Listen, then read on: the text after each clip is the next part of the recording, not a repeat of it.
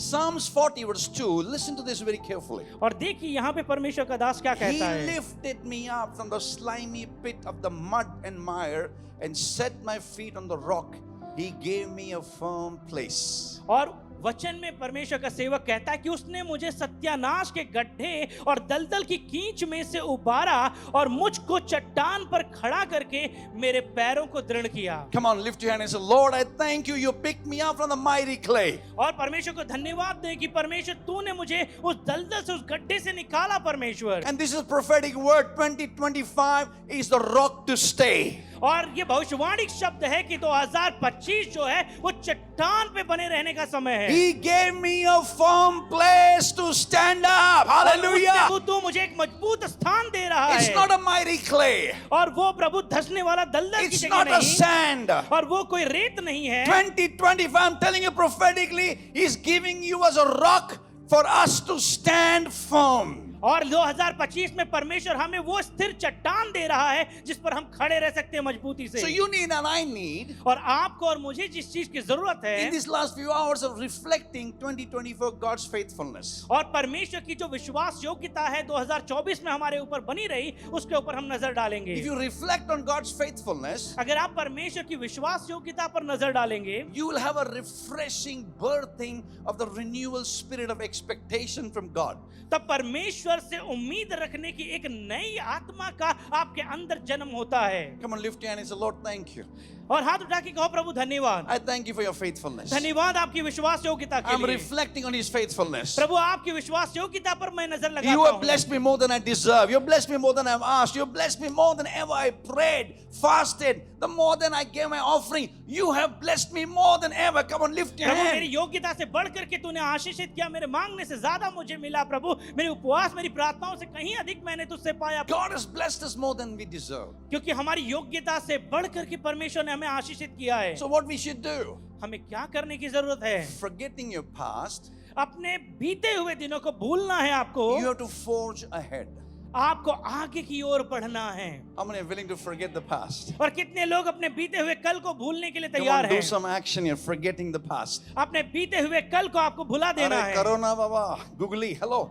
Forgetting the past. और इस तरीके से इशारा करते हुए कहो कि बीते हुए कल को भुला देना है। You have to forge ahead. और आपको आगे की ओर बढ़ना है। If you do not forget your past, अगर आप अपने बीते हुए कल को नहीं भूलोगे 2025 you will not be victorious and you will not last.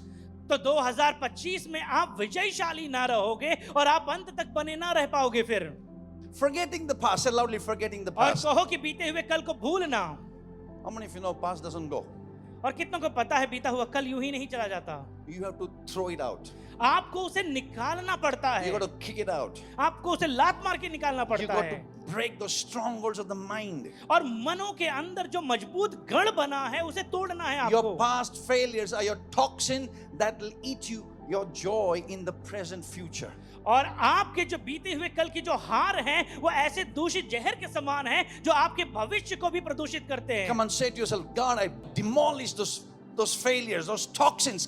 I don't say you're doing it. Come on, do it. मैं उन असफलताओं को, उन हार को, उन दूषितपन की सोच को प्रभु मैं तोड़ता हूँ। Your past only you know.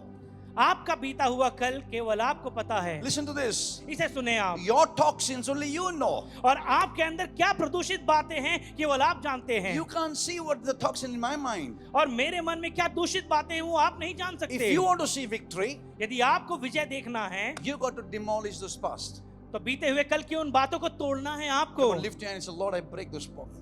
बोलो हमारे अच्छे दिन आ गए हैं। बोलिए ना, अच्छे दिन आ गए हैं। और जो रहस्य प्रकट किया गया है अगर आप उसके प्रकटीकरण में नहीं चलते हो Then you walk in the natural realm. तब आप स्वाभाविक स्तर पर चल रहे हो। Oh my God. Oh my God. 2025, what will happen? Oh my God. तब आप हमेशा बेचैनी में रहते हो कि 2025 में क्या बातें होने वाली है। Are you with me?